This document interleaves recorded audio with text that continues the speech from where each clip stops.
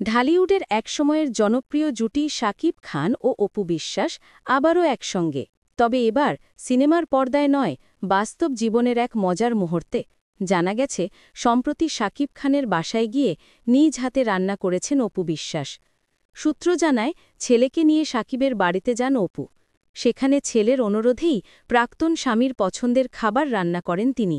রান্নার মেনুতে ছিল খাসির রেজালা, পোলাও আর বিশেষ করে অপুর বিখ্যাত দই চিংড়ি। শাকিব খান নাকি খাওয়ার পর বলেন, অপুর হাতে এমন স্বাদ এখনও আগের মতোই আছে। এই মন্তব্যেই জমে ওঠে পুরো পরিবেশ। যদিও দুজনের মধ্যে সম্পর্ক নিয়ে নানা গুঞ্জন চলছে, অপু বলেন, আমি ও শাকিব দুজনেই এখন সন্তানের জন্য পরিণতভাবে ভাবি। মাঝে মাঝে দেখা হয়, ছেলের খুশির জন্য যা করা দরকার আমি করব। এদিকে শাকিব খানও সাংবাদিকদের এক প্রশ্নে হেসে বলেন, অপুর রান্না তো সবসময় স্পেশাল। এই ঘটনায় ভক্তরা আবারও সোশ্যাল মিডিয়ায় বলছেন, পুরনো ভালোবাসা কি আবার ফিরে আসছে?